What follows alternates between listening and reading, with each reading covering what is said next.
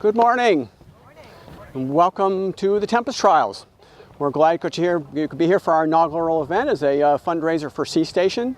We are out here committed to bringing the education of science to the kids in Salem Sound and to show them how much life there is in the sea out here.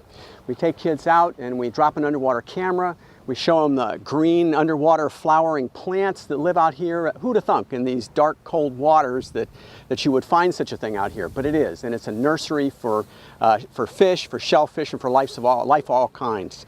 It's a keystone species. It's an indicator for pollution, for runoff, and that kind of thing. And it's something in our own backyard that they need to understand.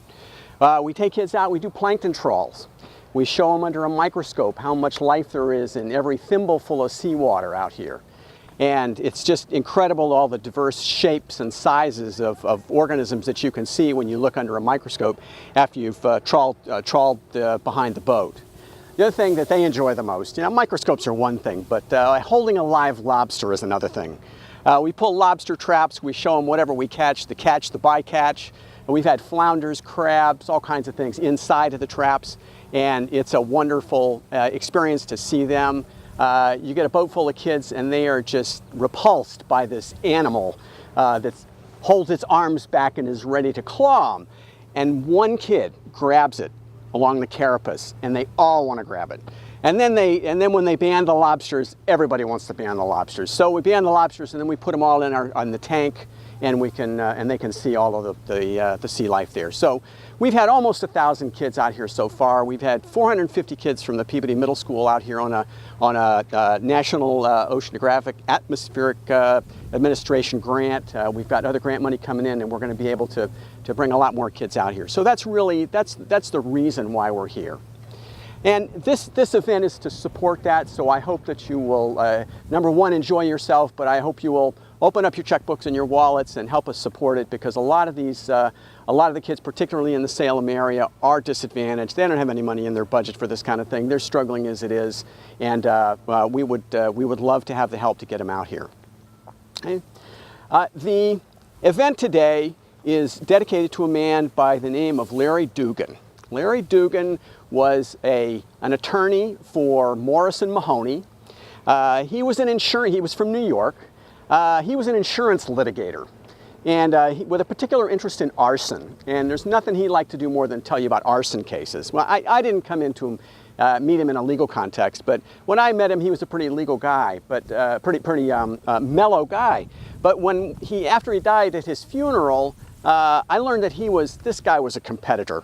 He was out there to win. He was not there to, he was not a soft guy. He had a lot of rough edges, and he intended to win in court. But Larry, about 3 years after I knew him, developed amyotrophic lateral sclerosis, or ALS, a Lou Gehrig's disease. And it's a peculiar disease that just affects the primary motor neurons. Well, the primary motor neurons are just the nerves that go from the spinal cord to the muscle. So everything else is intact. All of your sensation is intact from all over your body. You can feel everything. You can think. You just can't move. You just can't do. So you're basically locked in, almost. That would be your average Joe, and then life kind of deteriorates. About 10% of these patients get a tracheostomy and go on a ventilator, and a gastrostomy for feeding. So it takes modern technology. It takes courage. It takes a love of life, and it takes a very special, loving caretaker. And I kid you not, his wife's name was Angel, and she was an angel. He lived about 4 years, and he became a board member of Sea Station. He was an avid sailor, did a lot of blue water sailing.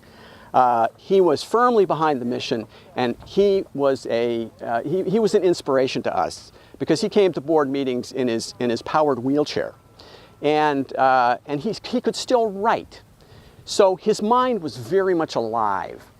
He used a dot on his forehead as a mouse. He had some rudimentary movement of his thumb and his forearm where he could click the mouse. And so he could write emails, and he told us a lot. I learned more about his life after he developed ALS than before. He was witty and eloquent up to the last, and he was a delight to be around. 2 days before he died of what was probably a pulmonary embolus or a blood clot to the lung. He went very suddenly. It was a good way for somebody like that to go. He had agreed to write a speech to give at our ribbon cutting with the mayor of Salem. So he was going to write a speech, and Angel was going to deliver it, and he was going to be there. So this inaugural event is dedicated to Larry's memory and to Larry's love of life. Thank you.